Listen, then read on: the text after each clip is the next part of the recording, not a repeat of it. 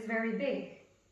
But when we fold this very big paper in 2 halves, and even another time, and another time, this piece of paper becomes smaller. It becomes more manageable. Earlier, this piece of paper would not have fit within this wallet, but now this piece of paper does fit within this wallet. And the same is with our habits. When they are very big, we cannot manage them and they might not fit. But when we make them smaller, our habits will fit. And that is what we want to accomplish. So let me first start with asking you a question. What are your daily habits? Today I want to talk to you about microhabits and the positive effect of microhabits on mental health. Everyone's mental health is a journey. We all go through good phases and less good phases in life. Every step on the way, we need to keep working on ourselves, no matter what happens. Our habits, and especially our microhabits, can play a big role there. Before we dive deeper into the microhabits and what they are, let me share 2 times with you that made me aware of how to handle a new habit, and also what effect a current habit can have on a person. Have you ever participated in a 21-day challenge to form a new habit? It is believed that it takes 21 days to form a new habit, but research shows it actually takes 66 days to form a new habit, and it takes until 254 days to fully make it automatic if you do the habit every day. Doing something new for 66 days a minimum is not an easy task. And this is also what I noticed even in a 21-day challenge to form a new habit. The new habit I had to form was a certain task that I had to do every day. The first few days I did the task as I was supposed to do. Then there came a moment that I missed doing the task for a day.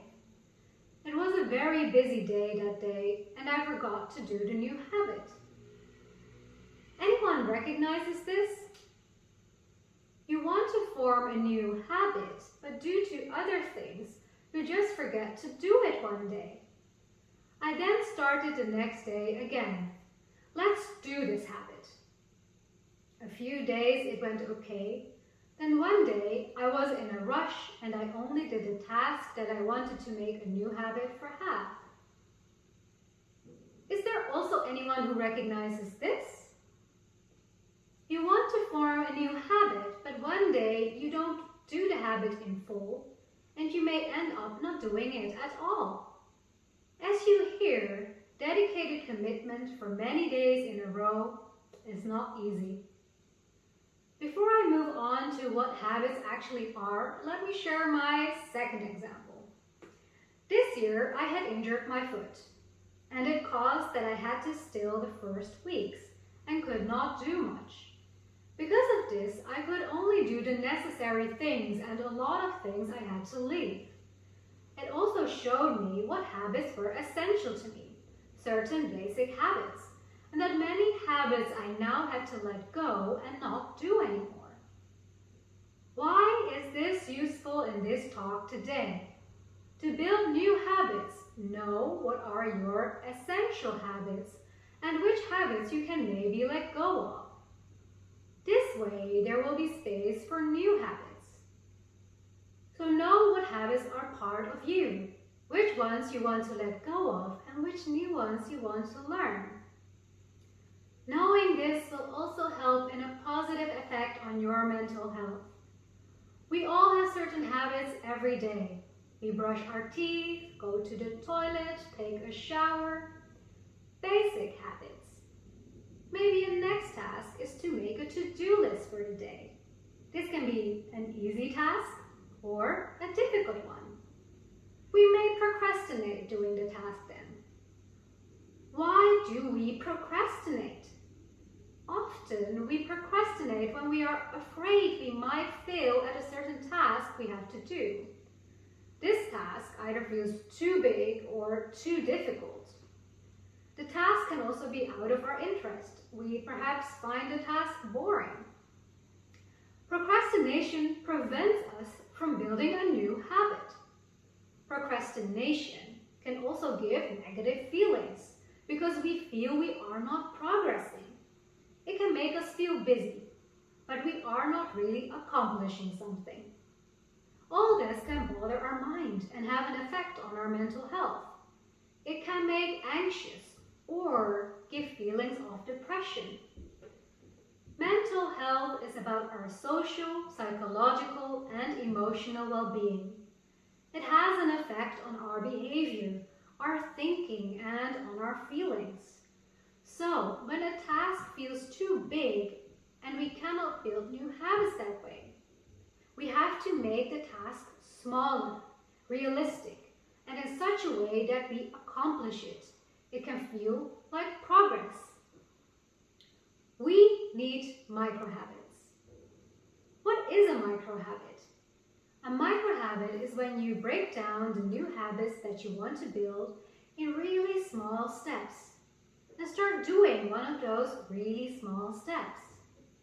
If you want to walk every day for 30 minutes, start with a jog in place of 1 minute, for example. Because a microhabit is so small, they are so powerful. If you did not have success with building a bigger habit, a microhabit can get you back on track. But be happy with the micro step. Be proud when you did a microhabit in a day. Dreaming big is good, but it starts with the first and also small steps, especially when you find it difficult to build in a certain habit. Because a microhabit should require a minimum effort, they should also be easy to incorporate in your day. Our state of mental health has been a silent pandemic in the last few years. During COVID, 41% of Americans struggled with mental health according to the BBC. Stress, anxiety, and exhaustion have increased. Instead of the big tasks, many are seeking for small happiness, small ways to improve. We need to take our health and mental health serious. We cannot recover right away. It takes time. We need to take micro steps. And even then, life will give you ups and downs. The micro steps may be more manageable. Poor mental health makes us lose enthusiasm to work and study, and we lose productivity. During the pandemic, we felt loneliness and isolation.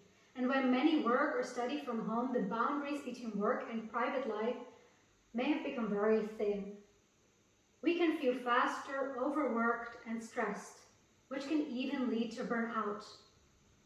Talking about our mental health and physical health is one step, but starting microhabits to improve our well-being can step by step also lead to better mental health. To get to what microhabits work for you, it is important to ask yourself questions, but also to ask others questions. So, how to do this? For example, take 1 minute to 3 minutes for every microhabit and start with a maximum of 3 microhabits a day. This means 3 to 9 minutes of good habit building. We can do this. And set a timer when you do the habit. Think about why you want to do a certain microhabit. How will you get fun out of the microhabit? Maastricht University in the Netherlands reported that during the pandemic, depressive complaints of students were 10.6% higher than before the pandemic, and that anxiety complaints were 5.3% higher. Clearly, it is time to take action. Now, think of what would be one thing that you can do in 1 to 3 minutes. And tomorrow morning, try this thing. When we do a microhabit in the morning, we still have energy to do it. We may not forget to do it, and then you can at least cross it off your to-do list and feel proud you did the microhabit. What are some of the best micro habits to do. Examples are jog 1 minute in place, laugh watching something funny, close your eyes for a minute, and not look at a screen. Write down 3 things you are grateful for. You can also do a 1-minute breathing exercise in the morning. Just breathe in and out, and this will help you keep calm during the day. Later in the day, go out for 1 to 3 minutes. Look at the sky and nature and draw energy from nature. If you have more time, then go for a short walk. But make this a micro start. Or go on bicycle for a few minutes. Keep it all small and manageable. The challenge is to do it and make it a habit, no matter how small these habits are. So, count to 3 and just do it. Still feels too difficult?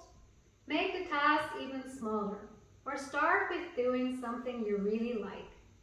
In the evening, you could even take out 1 minute for a good read from a book, or write for 1 minute about your day. Again, keep it short. The length is not important, but the habit. Are you satisfied with what you reached in a day? Is it okay if it not always will go right?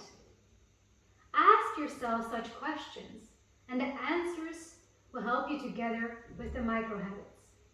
Explore yourself. When you manage to incorporate micro habits for your well-being, you may feel more happy, but after a time also more healthy and with more energy. Our tendency is to think big. We think often of big exercises of half an hour to an hour or so, a duration that we often actually can't do, and leave it all together. Here comes the importance of a micro habit of doing it just for 1 to 3 minutes. Warren Buffett said the following on habits. Just do it. First you make your habits, then your habits make you. Which means that your habits will also form you to become a better person. But what other reasons make micro habits so important? Because they're easy and small, it should prevent you from not making excuses anymore to not do it. When you want to get rid of a bad habit, it may feel big. Good micro habits are great to tackle bad habits. And micro habits, when using for physical health, can reduce in the long run problems such as hypertension or diabetes or becoming overweight. And scientifically, it has been shown that when you write down 3 things that you are grateful for in the morning, the hormone serotonin is released, also called the feel-good hormone. But then you should really feel the appreciation and happiness when doing the micro habit. How do we stay motivated? By rewarding ourselves for being consistent building the habit. Take a nice bath to add a feel-good factor, or have your healthy favorite food. Maybe once in a while, celebrate with a small gift for yourself. This way we can find small moments of joy throughout the day, building micro habits. We live in a society where we are often expected to achieve high, but these moments are for yourself. And do you feel that you mastered a micro habit? You can then go to the next step. According to Harvard Business Review, you can increase your micro habit by 10%, a ridiculously small amount. You're jogging in place for 1 minute? Make that 1 minute and 6 seconds. Feel you are actually ready for more, you can increase it, but make sure that you can maintain the habit. So, I said that this will have a positive effect on your mental health because it gives you small amounts of joy. But what is good mental health? It is not the absence of any mental health problems, but really the way you deal with it. Also with the use of micro habits. It means the ability to feel positive and negative emotions, that you can express these and can also talk about them, that we feel we are able to manage them. It also means that we can maintain a good relationship with others, because being able to talk about ourselves and having a support system is important. And it also means that we can deal with changes that are happening, that we can adapt, that we can deal with uncertainty. It is not an easy task, but with small steps, we can get there. Especially in times of a pandemic and later recovering from it, it will be a continuous journey. So, ask yourself today, what is so small that can give me a feeling of joy? Try it, do it, and share it. The start is the most important.